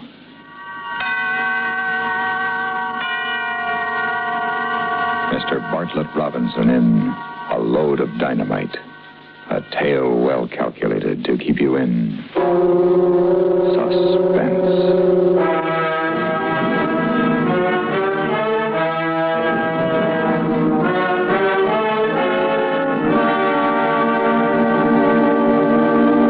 You'd have done the same thing in my place. Sure you would. After all, my brother Hal was the only relative I had in the world. So it was only natural to look him up when I got out. I hadn't seen him for a while. Quite a while. And we never wrote. But after all, he was my brother. Now, I'm a pretty careful operator. When I go on a job, I case it first, but good. So I knew just about all there was to know about my kid brother. I knew that he was married and living in a little town in the northern end of the state. I knew that he had a good job. Well, anyway, a good paying job. It ought to be. He was driving a dynamite truck for the Colossus Powder Company. I even had found out that he was the kind of a cat who helped his wife do the dinner dishes. The only thing I didn't know was what a lovely dish that wife of his really was. There, with the final swipe of the final pot, that does it. That's the helping. Oh, thank you, Mrs. King. Let's do some more dishes soon, huh? It's not always necessary, you know. Sometimes I kiss you just because I feel like it. Like this.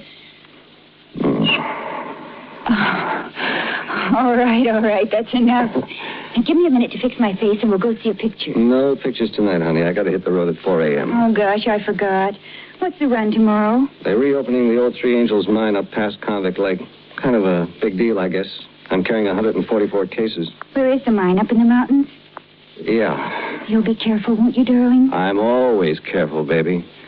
You see, I have a great big reason for wanting to go on living. You. I worry so about you. Now, look, Terry. And I wish you were doing practically anything else in the world except driving a high-explosive truck. We've been all over this before, you know, and the answer's always the same. If you can show me anything else that pays off as well as chauffeuring high explosives, well, I mean, for a guy like me... What do you mean, a guy like you? Well, I'm no Charlie Van Doren, baby. I'm strictly a 2 years of high school and no special skills boy. And if I wasn't with Colossus, I'd probably be swinging a pick in a construction gang. I know, but... Besides, it won't be forever.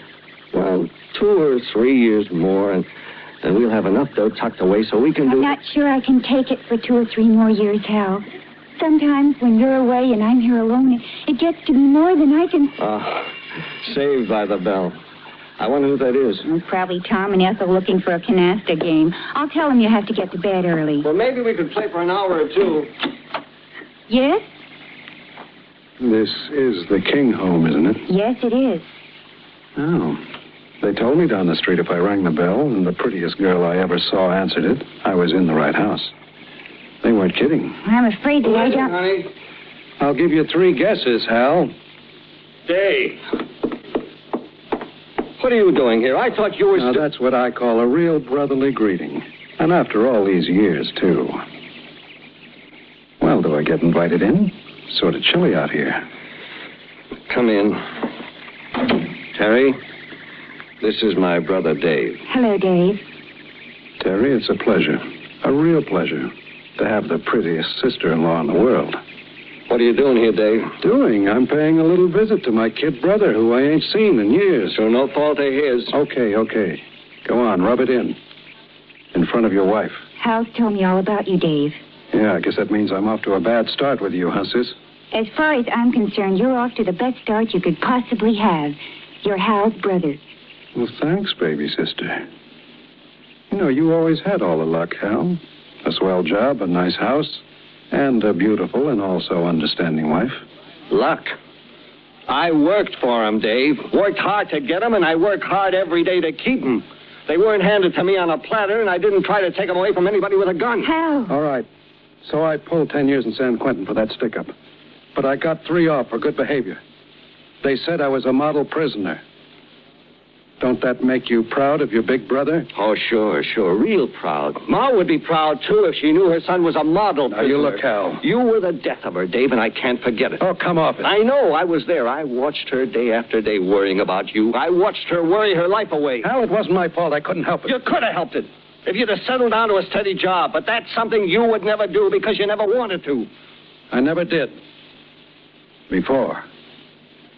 But a guy gets a chance to do a lot of thinking when he's in queue. Like how to pull bigger jobs when he gets out? Hal, darling, you're not being fair to Dave. Let him talk. All right. All right, talk. You know something, Hal? What? I figured out a lot of things while I was away. I've come to a conclusion. A conclusion that I'm not as smart as I thought I was. Not nearly. Oh, I wish I could believe that. I always thought I was the wise guy. You were the chump. But I was wrong. I was dead wrong. Well, maybe it ain't too late to start over again. If people will just forget I'm an ex-con. I'm sure they will. Can you, Terry? Of course. You've paid your debt to society. Yeah, well, we'll see. San Quentin is full of 2-time losers who couldn't make it on the outside because society wouldn't give them a break. We'll see. Dave, are you serious, or is this some more of your good intentions? Yeah, you see what I mean, Terry? Nobody believes an ex-con, including his brother. I believe you. And I want to. You do? If you really want a job, our outfit can always use a good man. Do you mean that, Hal? Yes, Dave, I do. It's dangerous work. You can't scare me. But it pays off plenty. You just got yourself a boy. Fine, I'll see the boss about it as soon as he gets back from Frisco. That's great.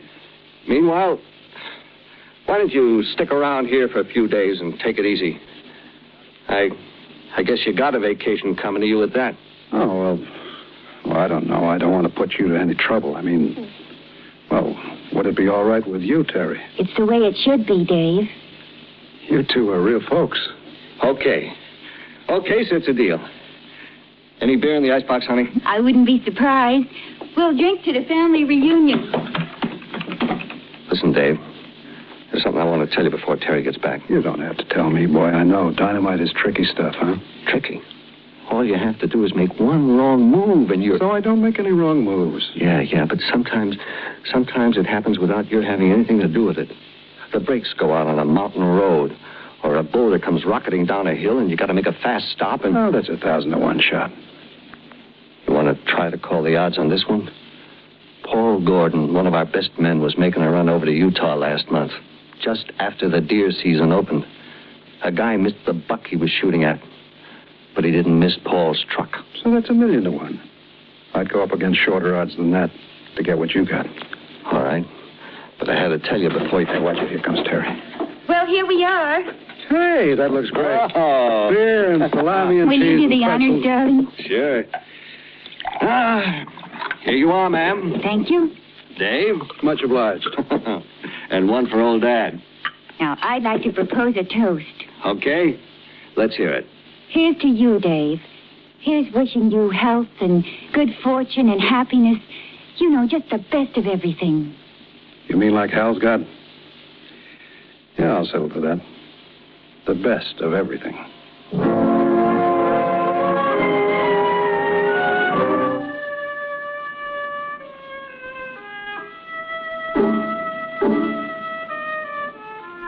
Now, don't get me wrong.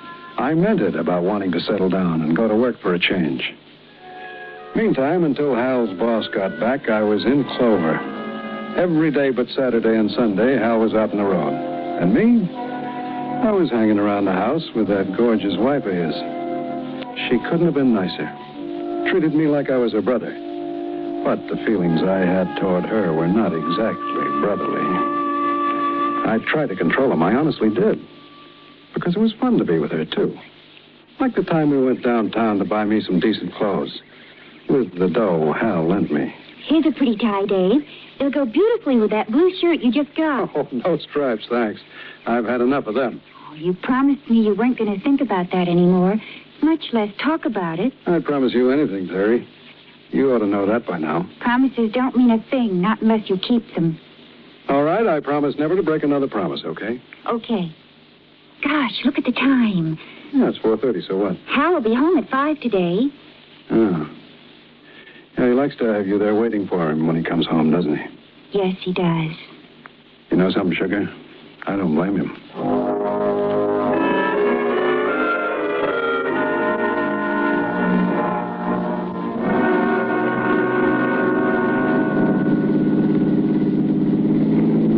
You're very quiet, Dave. Yeah, I was thinking. About what? Did you know every single man in San Quentin has the same dream? He does? Yep. Waking or sleeping, the same dream. What is it? He dreams of what it'll be like when he gets up. And most of all, he dreams of the 3 things he wants most. What are they? Good clothes, a slick car, and a pretty girl. Was that your dream, too? Yep. And it's all come true. Except... Except what? Except the way I dreamed it. The pretty girl wasn't my brother's wife.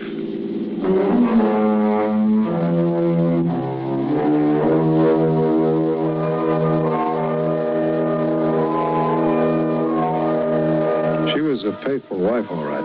She never gave any sign that she realized what I was driving at. And Hal, he went overboard with the devoted brother act. The boss isn't back from Frisco yet, Dave. But there's no rush. It's like I said before. You got a vacation coming to you. Hey, do you still like to hunt? Yeah, I sure do. Why don't you drive into town tomorrow, get yourself a license? I got a 30-06 you're welcome to use. Any deer around? Well, they tell me the thickest flies are on Convict Lake. How about it, Terry? You want to go hunting? Oh, no, thanks, Dave. I just don't like the idea of killing anything. Oh, okay, but I'll bet you $7 to a plug dime that you'll eat the venison after I bring it home.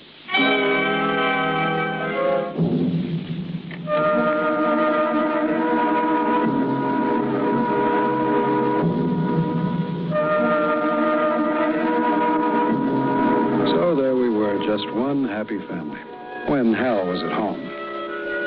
But when he wasn't, Terry drove me nuts. I tried, I really did. I'd go out for long walks by myself, or I'd listen to the radio or try to read. But it was no good. I couldn't get my mind off her. Then one day, we were finishing lunch. It was a warm day, and she was wearing shorts and a halter. Another cup of coffee, Dave? Oh, no, thanks. I haven't got any room. All right, then I'll do the dishes. No, I'll clear the table for you. Oh, don't bother. There aren't very many things. I'll just get your cup and saucer and... Terry. Dave, let go of me. What's wrong with you? What do you suppose is wrong with me? Let go of me, Dave. You must be crazy. Maybe I am. I was stashed away for 7 years, and I never even saw a woman. And the ones I've seen since I came out, they weren't like you. Take your hands off me, Dave. If Hal knew about this, he'd...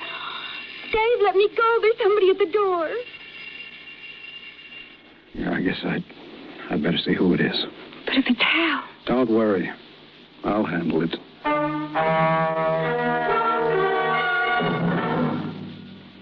In just a moment, we continue with Suspense. And now,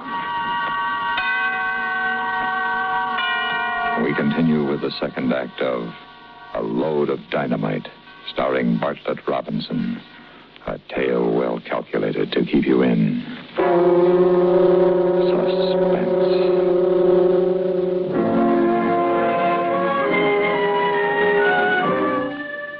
I felt pretty silly when I opened the door. It was only a Girl Scout selling cookies. But the interruption gave me a chance to get a hold of myself. And to make the most serious decision I'd ever made in my life. Dave, I've got to have a talk with you. Don't you say it, Terry. Listen to me first. I flipped my lid, sure. But even if that kid hadn't rung the bell when she did, I'd have stopped. Just for a minute, I forgot you were my brother's wife. But when you said if Hal knew about this, it pulled me up short. Hal's a great guy, Terry, the greatest. He gave me a real square shake. I'd never do anything to cross him up. Or you neither. It mustn't ever happen again, Dave. It won't, Terry. I swear it won't. I'll never lay a hand on you again, as long as you're Hal's wife.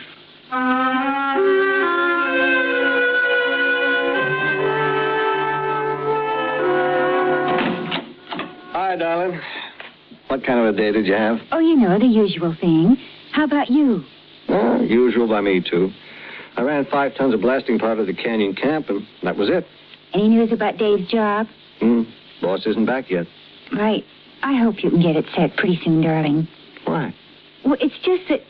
Well, I think Dave's beginning to get sort of, restless. He should get restless. A comfortable house to live in, the best meals a man ever put under his belt, and the prettiest girl in the world to keep him company. What more does he want? Where is he, by the way? How'd I know? He wasn't here when I got back from the market. I bet he went to get that hunting license. Well, then why didn't he ride in with me? You sound funny, baby, like you have something on your mind. Anything wrong? Hal, darling. Come on now, come on, let's have it. What's nibbling on you? How does Dave drink? I don't know. Remember, I haven't seen him for a long time. Why? Well, it's something that happened today. Like what? Well, when I offered him a bottle of beer today, he asked me if we had any bourbon in the house. When I told him we didn't, he said he'd have to do something about it. We was kidding, of course, Maybe he was, maybe he wasn't. I better find out before I get him a job. You're asking for it when you mix alcohol and gasoline, but when you add a few tons of dynamite, then you are in trouble.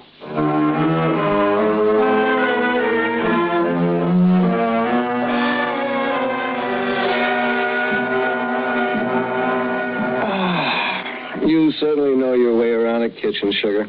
That was one mighty fine dinner. I'm glad you liked it, darling. I'm glad I did, too. It sort of kept the family average up. You didn't eat a thing. I guess I'm worried, Hal. You mean about Dave? Where is he, Hal? Why didn't he come home?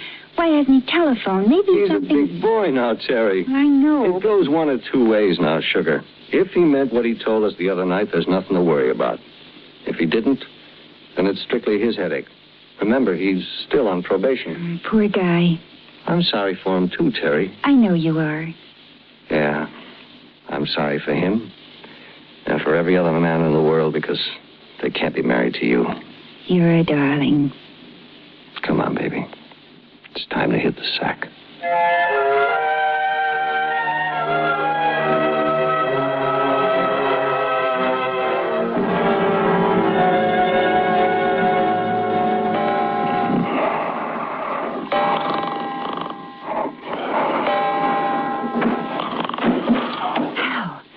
Wake up. What is it? What is it? Hal, there's somebody in the house. I heard a noise in the kitchen. There it is again. Well, it's probably Look, just... the light just went on. Well, why shouldn't it? That you, Dave? Yeah. Well, come on in for a minute. I'll be right with you. Hey, easy does it, man. Hey, you're lucky I didn't take a shot at you. Why? Because I had a couple of drinks. Say, you did it bad, didn't you? Sure I did. I found me a girl in town, a nice, friendly girl. And we sat in the Red Dog and belted around a piece of booze. Dave, you shouldn't have. You know something, Terry? You're absolutely right. They got fine liquor at the Red Dog, and like I said, the girl was real friendly, but it wasn't any good, Terry. It wasn't any good at all. We'll talk about it tomorrow, kid. What you need now is a little shut-eye, and I do, too. I'm making the run up to that new mine tomorrow. The one up in the mountains near Convict Lake? Yeah, and with a full truckload, I wouldn't like to fall asleep at the wheel, if you know what I mean. Want me to fix you some coffee, Dave? No, thanks. Want me to help the bed boy? I don't need any help. I'll make it all right. You stay here, Hal. You stay right where you belong. With Terry.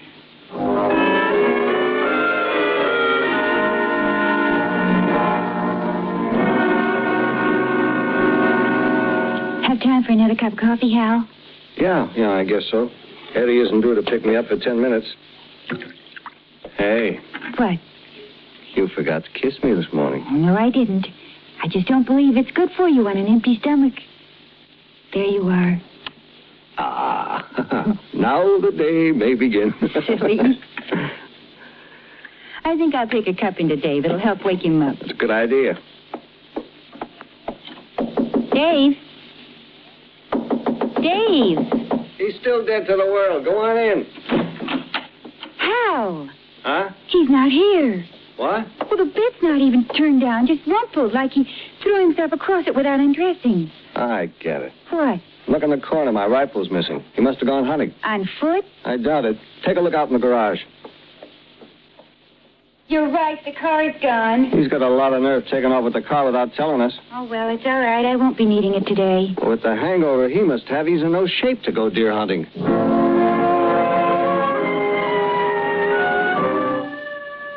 Maybe not to go deer hunting, but I was in good enough to shape to bag what I was after. A 10-ton truck is a pretty sizable target. And when it's loaded with dynamite, you can hit it anywhere and it'll go off.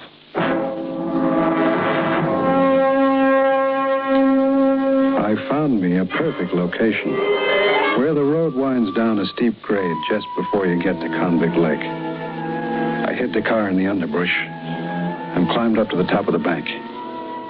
It was rough going. I slipped a couple of times, but I made it in plenty of time.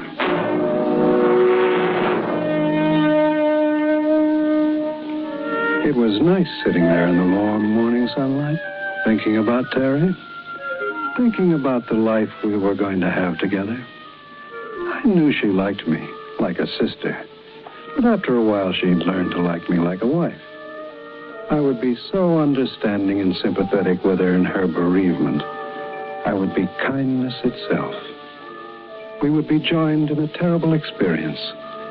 The tragic accident that had taken away her husband and deprived me of my loving brother. An accident that was about to happen. It was Dave's truck feeling its way down the tricky slope in Compound Low. I got it full in my sights and waited until it came closer. Closer until I couldn't miss. I aimed for the big white C and the word Colossus on the side and carefully squeezed the trigger.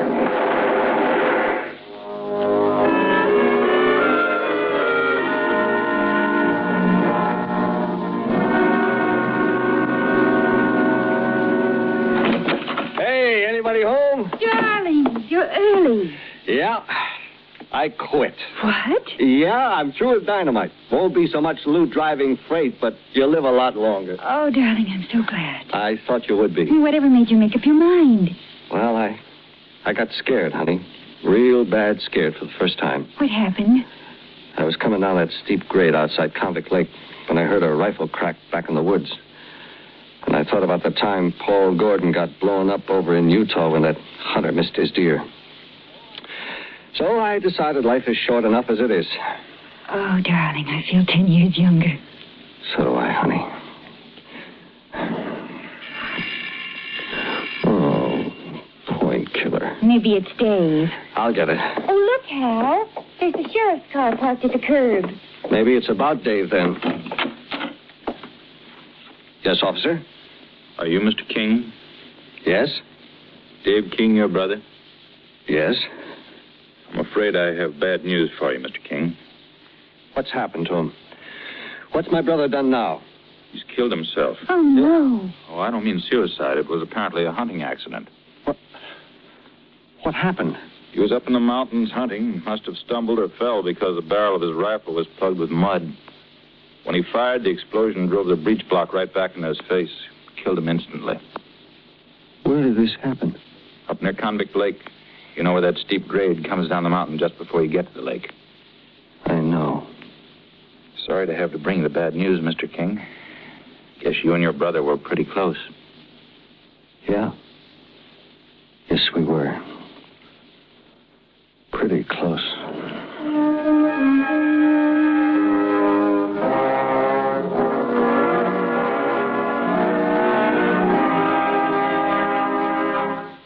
Suspense,